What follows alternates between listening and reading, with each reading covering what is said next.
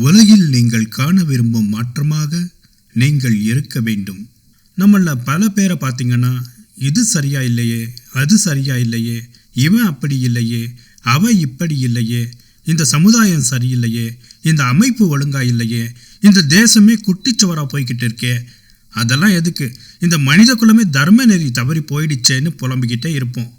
ஒரு சிலரை பொறுத்தவரை இது நியாயமான புலம்பலா இருந்தாலும் புலம்புறதால பிரயோஜனம் என்னங்க?